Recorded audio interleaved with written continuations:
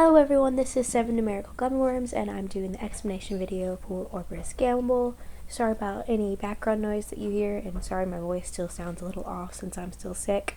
This also isn't really scripted, so you'll see me jump around a lot, but other than that, we're going to go ahead and jump right into it.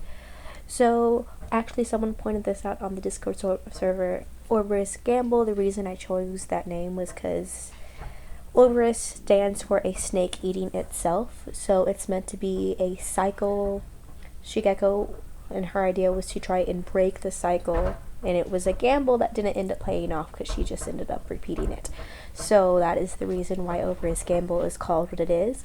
All of my fan games have a reason for the names that they were chosen, but that was the reason for Ouroboros Gamble.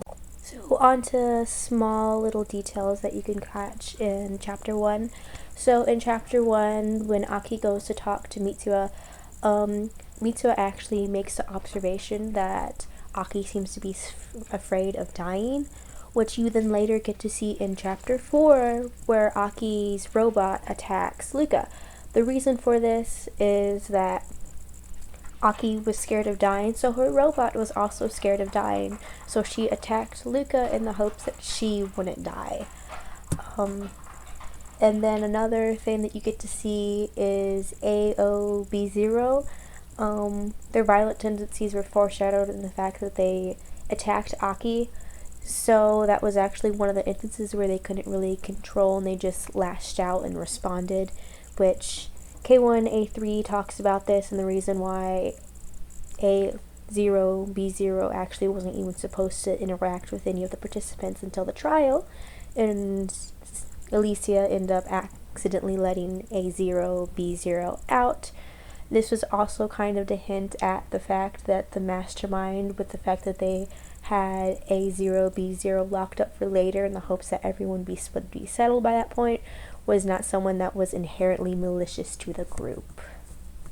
So, explanations for what happened with Sirius, Aki, and Notori. So, Aki, it was actually foreshadowed that Aki went into the kitchen and went ahead and started poisoning the things early when Rebecca mentioned that she heard something shifting around, noise in the kitchen when she went to go get a drink of water. Which you see that in the I Hear a Sound video, or it's one of those. But that is when Aki poisoned the entire group, and Aki was already sick by that point. And then, so Sirius was poisoned, and as for what happened with Notori and Sirius, so Sirius, when she got worse, she actually did go out to look for help, but she was mainly just wandering around, and as she had the forgetfulness disease, she kept forgetting where she was, and kept forgetting why she was even out, so her situation was quite dire. In the end, she ended up passing Notori's room, and Notori had briefly been awake, and because of the poison, she'd actually also been in quite a lot of pain because of how sick she was.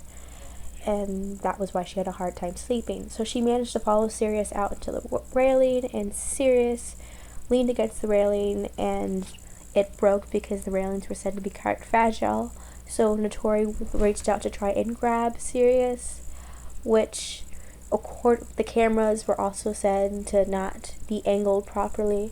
And because of that, A0B0 and anyone watching the footage couldn't actually see if Notori was pushing Sirius or trying to catch Sirius, which in the end Notori was attempting to catch Sirius, but in the end her grip was not strong enough to save Sirius, so Sirius ended up falling to her death, which also foreshadowed Notori eventually falling to her death in Bichi's execution. And in the first trial, you actually get to see the two murder culprits' sprites. The sprites actually represent different things.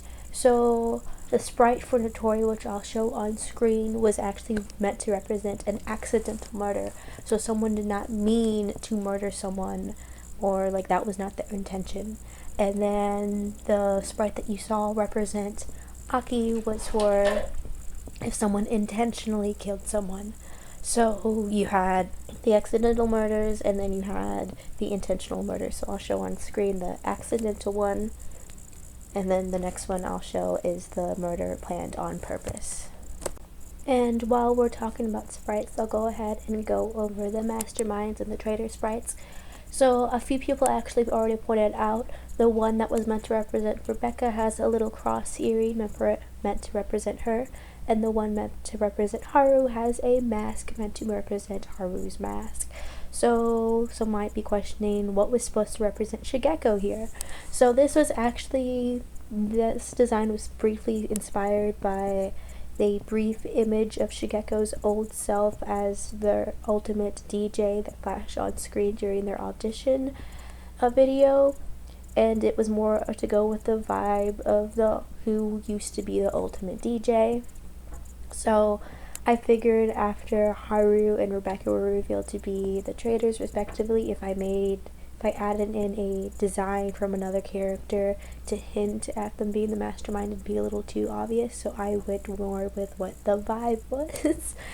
Another small little detail you notice with the masterminds and traitors is the mastermind's eyes are red while the two traitors' eyes are pink. And you'll actually see this in the accomplice sprite and the murder sprite. So the murderer's eyes are both red while the accomplice sprite is pink.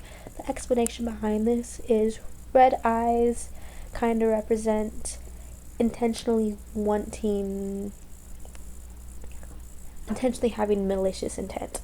So if a mastermind has a sprite of red eyes, they intentionally wanted the killing game, they wanted carnage, so to speak, which that's not what Shigeko's plan was, but she did want the killing game. She intentionally agreed to the killing game. She kind of just dragged Rebecca and Haru along for the ride, which Rebecca was down for it, Haru was not, and the traitors having pink eyes are kind of meant to represent lying, playing a role, and it's kind of like reflective of DRV3 and having pink eyes representing lies, and then the sprite for the murderers typically having red eyes, and that was kind of the thought process behind that. You'll also see that in my other killing games, so if you want to see what sprites have, if it's pink or red eyes, and use that for theories, you can. Another little fun fact, the sprite for the accomplice, so Evangeline was the only one I ever planned on being an accomplice, which is why the accomplice sprite looks so fancy and is kind of wearing a dress, kind of to foreshadow that Evangeline was the only one that ever ended up being an accomplice.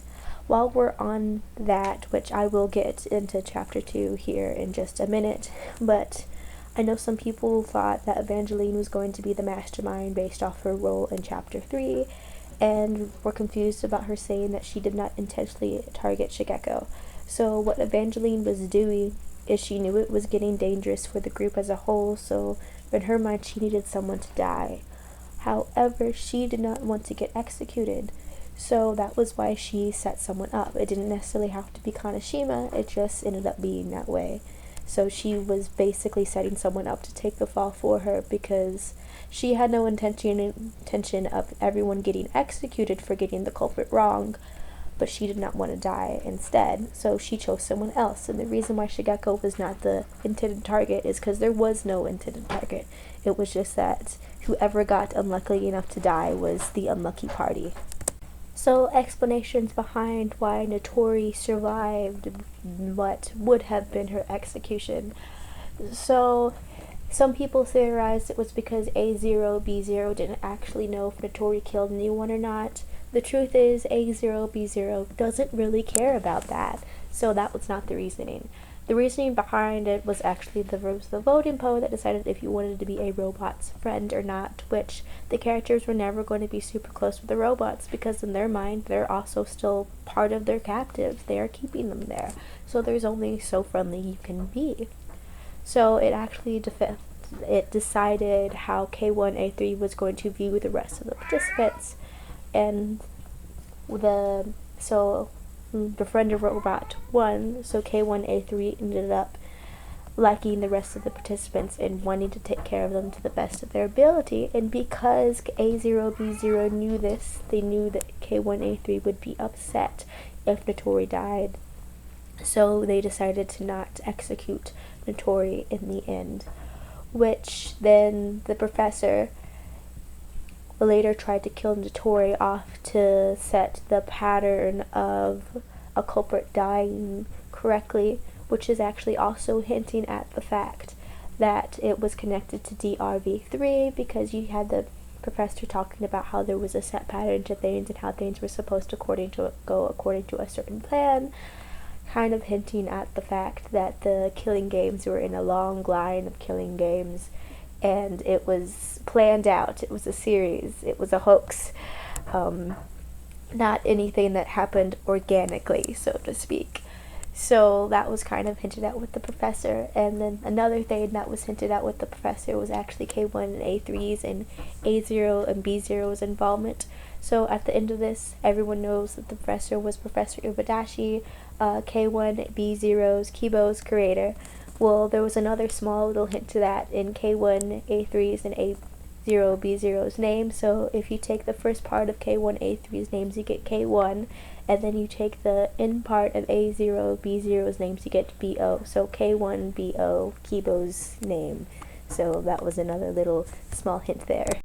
There was actually also one more little small detail about K1, A3, A0, B0, and it actually hinting back to DRV3, and that DRV3 was connected to the other two games. So K1, A3, when talking to Catalan, actually confirms the fact that K1, A3 and A0, B0 were actually made from two different AI systems. And they just said that they were both corrupted files, and this was using those files, it was the closest that the professor could get to human life, so to speak. And you'll actually see the huge difference in K1A3 and A0B0. K1A3 wants you to take care of the participants, while A0B0, kind of being a homicidal maniac, meant to kind of hint at who it was supposed to be. And you actually get confirmation for K1A3 and who her AI system was in the distortion video for A0B0. You'll see a brief moment where Chiaki actually flashes on screen instead of K1A3. So the person whose AI system K1A3 was based off was Chiaki's AI system from the Neo World programming, and how Chiaki was meant to help her classmates get better, and then A0B0 was actually based off Monokuma. And then one little final design detail off the two. So A0B0 actually wears an off-color white suit meant to represent that they don't really take care of themselves. It's also kind of shown with the fact that their suit is kind of torn to shreds. So they don't take care of themselves, don't really care to, showing how just they aren't in the best mindset. And then K1A3 actually, which I understand why a lot of people didn't catch this one, because I know a lot of people that have different designs for different DRB3 characters, but actually K1A3's hair color and skin tone is the same as K1B0's or Kibo's. Now moving on to chapter 2. I know it took us a while to get here. So one of the beginning parts of chapter 2, Mitsuha actually confirms that he knows who the mastermind and the two traitors are, and this was also actually hinted at the I Hear a Sound video, where you see him kind of looking outside, like he sees something, he notices that he hears something.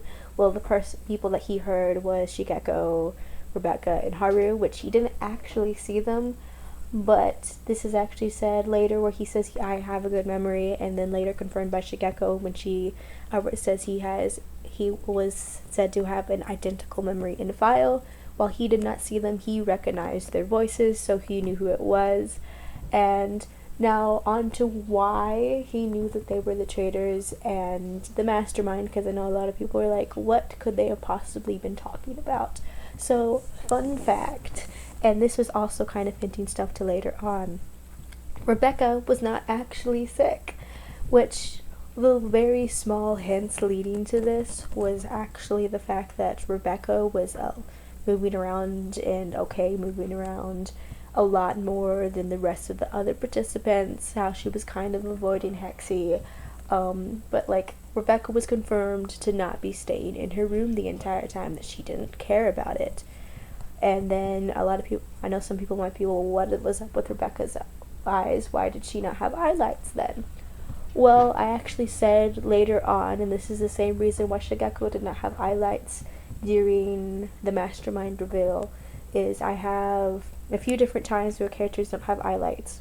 When someone loses hope, which was what was going on with Shigeko and Rebecca, which you kind of see this where like Rebecca reveals what was going on with Haru and them, that she is not the most stable, and I'll go into my explanation video of Rebecca and here in a little bit when I go over what she did with Mitsuha.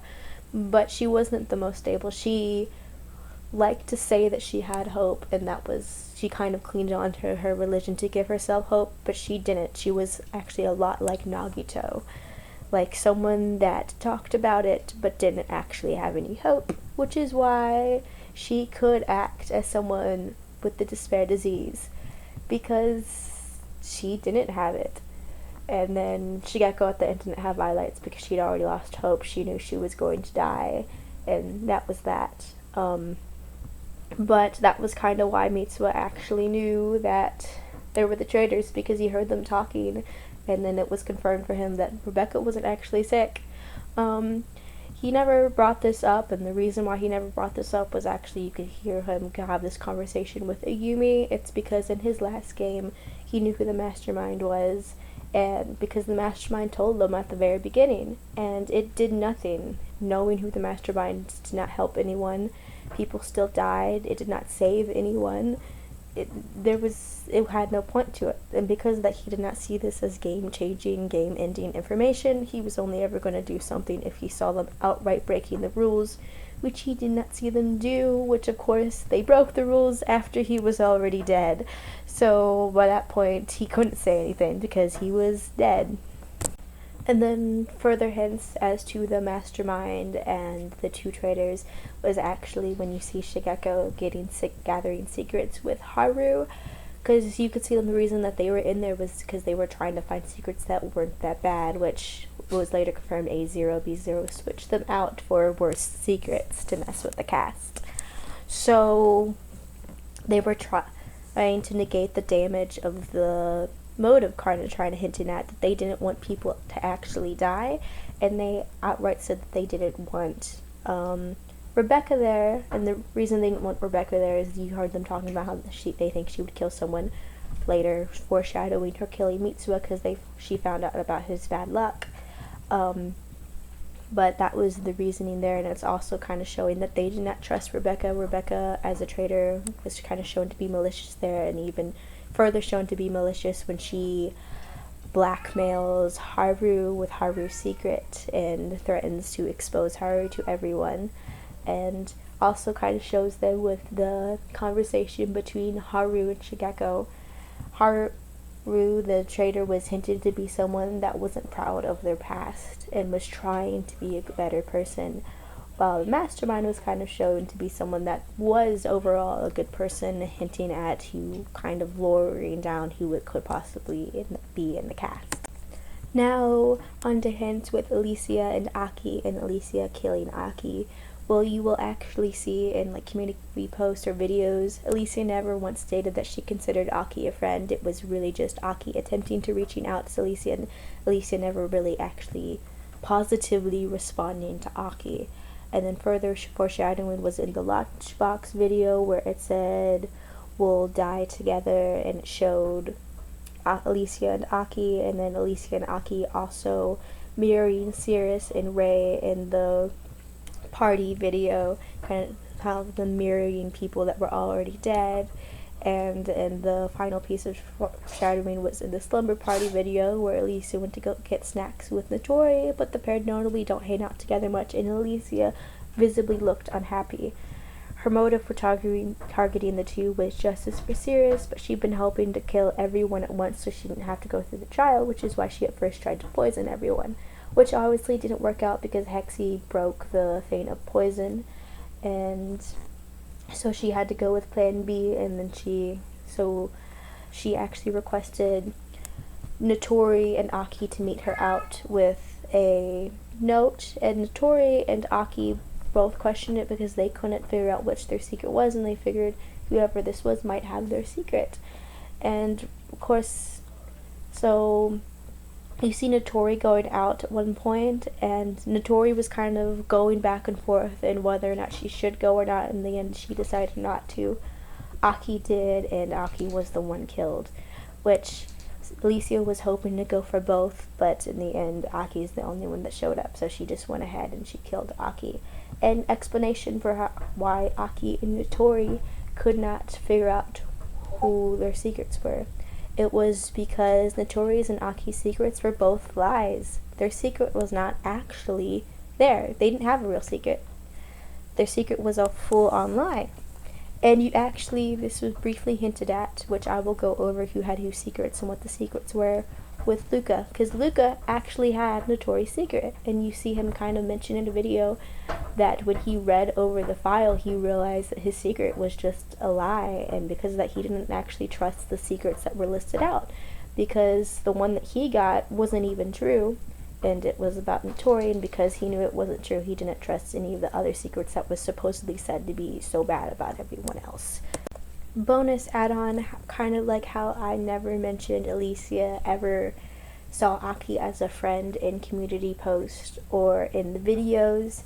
You later see kind of the same thing later on with Haru and Shigeko, where it was never actually once stated that Shigeko and Haru was dead unless another character was talking about them, and which kind of like comes in with the unreliable narrator. They don't have all the information, it's just what they assume to be true, and they never actually get to see Shigeko's or Haru's dead bodies.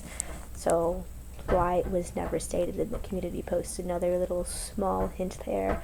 And you also get to see that with Haru's quote-unquote robot limping around. It's because that was actually Haru, and Shigeko's being the only robot that outright says a specific identifiable moment with one of the cast, and it actually being listed out with Michi, kind of showing that's the real Shigeko talking.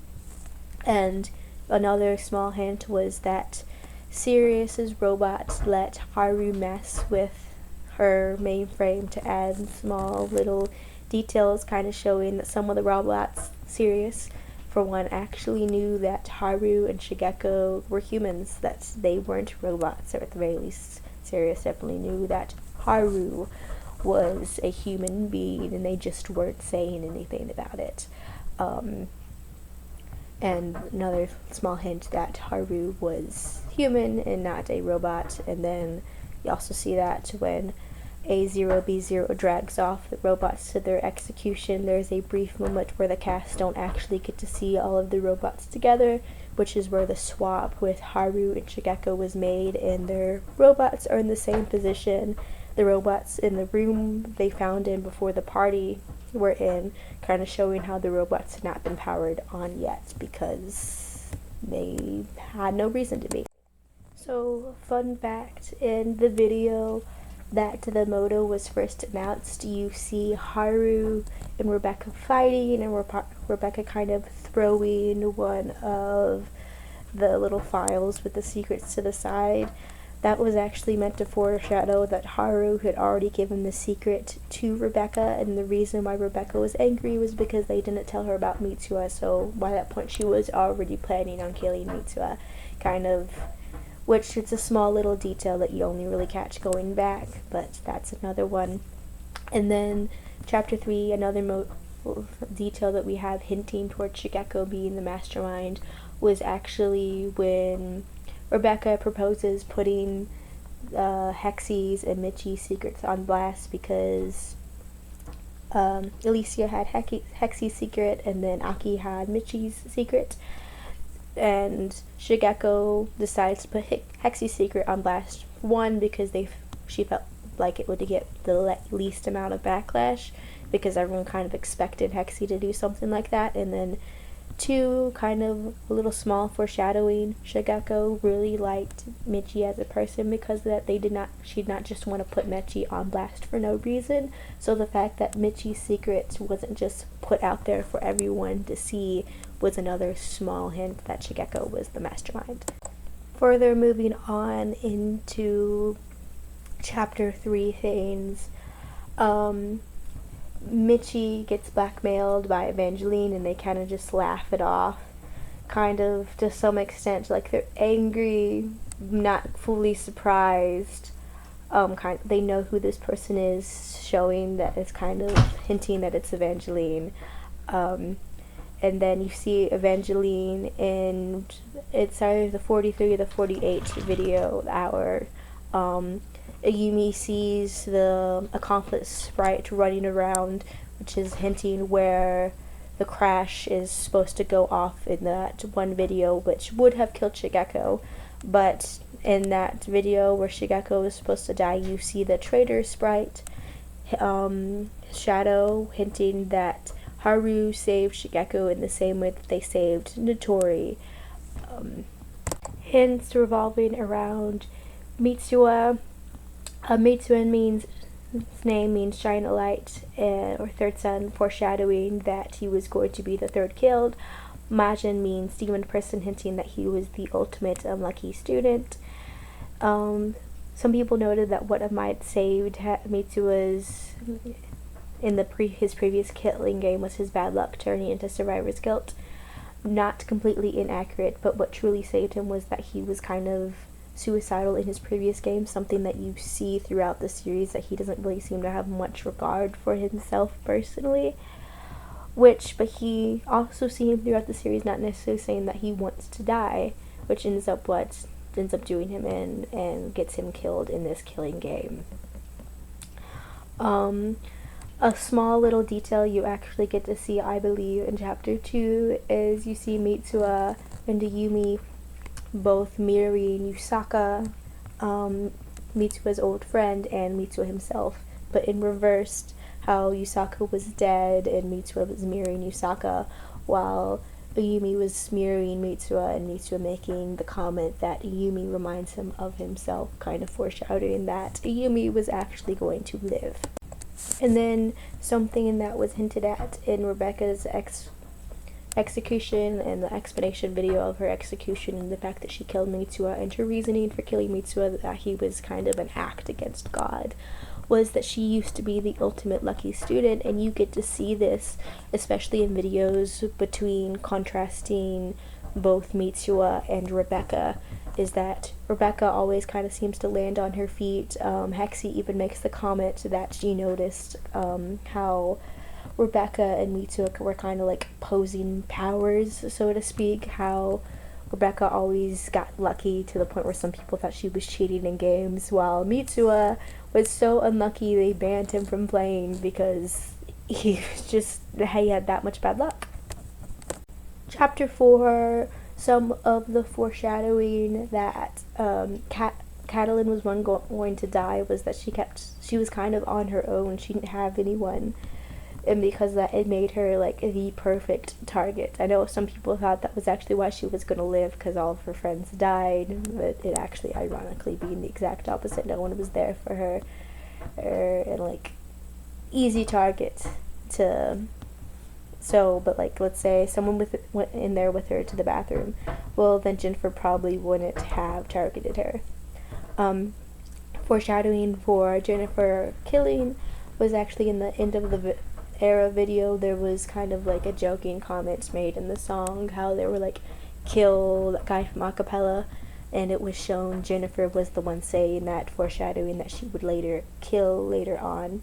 Another bit of foreshadowing was that actually throughout chapter 2, where they keep bringing up her secret and how she didn't want to share it to Evangeline because she was worried Evangeline would judge her, and then you see the person that was meant, I can't remember his name off the top of my head, the kid that the kid that Jennifer accidentally ended up killing. So like that was other also foreshadowing, like it was something that she just could not accept, something that she could not grow past, and that was something that ended up killing her, and she just couldn't take the stress anymore. Of course, that was not the only thing. It was like a build up of everything going on in the game, like Luca nearly dying, she intervening with E0B0, all the other people that have died to that point, and every time they've nearly died, just everything. It was a build up of everything over time, and she just couldn't take it anymore. Further small little pieces of foreshadowing in chapter 4. Haru, you see Haru give a red piece of cloth to Kaneshima, and there's later another video where Kaneshima actually has a tiger beside them. In chapter 3, yeah, it's in chapter 3 that you can see it, and then later on you get to see that it was actually Notori it was representing, and that was also foreshadowing Notori's eventual execution with the tiger. The foreshadowing for Hexy and Michi attempting to kill Hexy was actually a lot more subtle. So there's a few hints later on where Michi would say that them and Evangeline were actually quite similar, and this kind of comes to fruition in chapter 5, where how Evangeline tried to get someone killed earlier. It was now Michi asking Evangeline for help in killing someone, and them planning out killing someone in the killing game. And further foreshadowing of this was how in chapter 3, Michi outright admits that they killed their previous mastermind, how they knew who they were and they targeted them and they killed them for it. And this was the reason that they targeted Hexy, and you saw Hexy kind of bringing up, like hinting, taunting the other participants, getting worse overall, hinting that she may know who the mastermind is, and this being clearly making herself a dangerous individual for the rest of the participants. And Michi and eventually kind of making up, so to speak, was also to foreshadow that they were going to work together to kill her, to end the killing game from their mindsets, because by this point they're convinced that Hexy either knows who the mastermind is or is the mastermind herself and is clearly hiding them, but overall clearly a dangerous individual that they felt the need to take care of. Final hints for who the mastermind was Shigeko. So Shigeko, which I've already gone over most of the hints, but another hint was when Shigeko was talking to Catalin and how Catalin was like, their stories won't just end here. Shigeko kind of laughs at it, meant to show a very bitter laugh, and how she really feels about the situation, and how overall she doesn't really have much hope for the situation as it's kind of spiraled out of control. And then one final hint, the reason that I chose Shigeko for the mastermind. So you see Shigeko kind of take on a leadership role in the group, like she kind of tries to corral everyone. You see like small little instances of this, but she never once tries to actually lead the group in a better direction. A very subtle hint. So why did I choose Shigeko for the mastermind? So when Shigeko was auditioned, the preferred role, ironically, was the exact opposite of what she got. So the role that they wanted Shigeko to get was the protagonist role, which is why Shigeko was meant to have leadership skills and a leadership position. Well, I ended up deciding that Kaneshima was going to be the protagonist because I felt it kind of matched the story I was going to tell a little better than someone taking on a leadership role, kind of how they were all kind of just broken and it was a last-ditch effort, and the only reason they survived was because of the work of everyone together, not because of one person leading them to victory. It was like a collective effort of everyone's friends trying to save everyone. So the reason why I chose Shigeko to be the mastermind was because I thought it would be a little funny how the leadership roles were, instead of used to lead the group as a protagonist, was instead used to lead both Rebecca and Haru as the mastermind instead. Kind of like a little inverse of it that I don't typically see very often. Now, some of the questions that I figured I would go over in case anyone was curious. Someone asked if Tsumugi was at all related to Ouroboros scandal. So Sumugi in my series is actually an employee of Team Danganronpa. So she was aware of what was happening in the killing games, but she's not the one that had the executive say. She is not the one that decided to make the killing game Ouroboros gamble. Like, she did not make that decision. She got to see the footage, but that was really it. The only thing that she really got access to from that Ouroboros gamble was both the footage and K1B0, and that was it. She's just an employee from Team Danganronpa. She doesn't really have any high setting position, which I know some of you might be curious. If she doesn't have a high position, why was she the mastermind in DRV3? And there is a reason behind that, and you will see it in the V series. And then another question I got was, if Team Danganronpa saw what happened in Ouroboros Gamble and just the chaos that happened, why would they allow Rintaro to participate in another killing game? So you will have to see this in 52 when I eventually get to doing it. But basically what ended up happening is they did not have a choice in agreeing to Rintaro. They had no choice. Like, Rintaro kind of backed them into a corner, and he made it to where they had to agree to let him participate in another killing game. Which the reason he wanted to participate was to try and end Danganronpa. That was his reasoning. But he did not give them much of a choice in the matter, because 52 in particular, out of all the games in the V series, just went so far off the rails that they could not show most of the footage. They showed clips of it, but they had to take most of it down immediately after it went on. So Sumugi's idea was to kind of hype up V3 and show bits of the clips and the heavily edited episodes as V3 was ongoing. So yeah, people would be interested in 52, but they would be more distracted with Gotnam with V3, that they wouldn't even really acknowledge what happened in V2 until they got the situation underneath control. But because they knew what Rintaro was trying to do, they gave him the survivor's perk to manipulate him so that they could kill him. Oh, sorry, my cat just sneezed. To manipulate him so that they could kill him off first.